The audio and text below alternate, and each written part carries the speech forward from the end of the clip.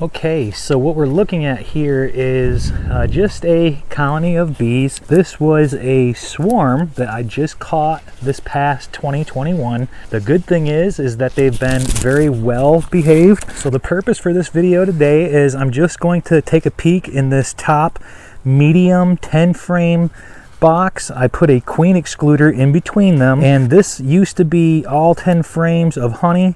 So I wanted to put these frames on a colony of bees to let the bees kind of clean out all the residual sugar. That was about 2 or 3 weeks ago. So my assumption is they might be already backfilling these frames with nectar. I just want to make sure that they don't have too much space. They're very full of bees, which is very nice. That's why I picked this colony to begin with, because it had the most population. Just looking to see if I see the queen on the lid, which I do not. Note to self, I really need to put an inner cover on that. Reflectex, or it can be a piece of window screen.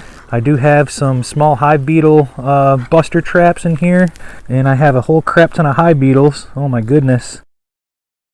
Sorry guys, I'm not going to do a how-to video. If you know anything about my channel, I don't try to demonstrate or teach, especially for beekeeping. Beekeeping is such a regional hobby, and what you do or don't do with your bees pretty much depends on your goals and your preference. Moving on here, let's go ahead and just take, man, tons of small hive beetles.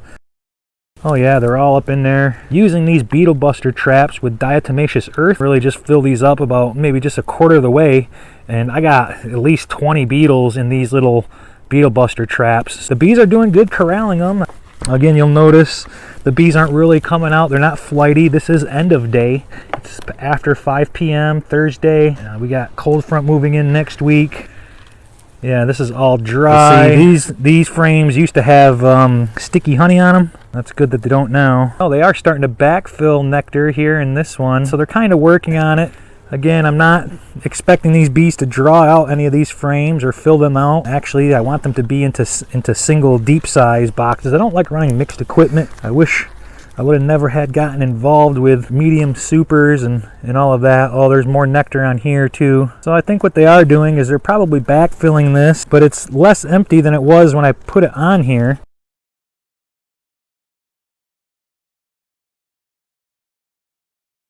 This is all wet nectar. So the 5th frame, so pretty much in the center. So this middle frame here is almost filled. Definitely not capped, but it's filled. Lots of nectar. I do need to go down in the bottom brood box, look underneath that queen excluder, and make sure they got deep frames that are empty. Yeah, this is all nectar. I don't like putting medium-sized frames in deep-sized boxes. It can be done, but I really hate doing that. I'm not feeding these bees at all in this yard, and they're just hauling in lots of nectar. Yeah, this one's more dry. So they got about 3 good frames of nectar already. I didn't see any pollen up here. Pollen is likely down by the brood. These are foundationless frames. I don't know if you can see from there. Foundationless frames work great if you can train the bees to not cross comb. Good experience, but it's just not fun to keep up on. Yeah, and this is all dry. So again, this is past 5 p.m. I'm running out of daylight. If I had more time, I would go down below, but at the same time, I don't want to run out of daylight. I don't want to accidentally smush the queen that's in here. Most likely, I'll take this off the next inspection here. I'll bring you along. We'll look in the bottom box, see if we can't find the queen. Maybe mark her. In 2 weeks, I plan to start grafting, so that's going to be real fun. So we'll see how that goes. Have a good day.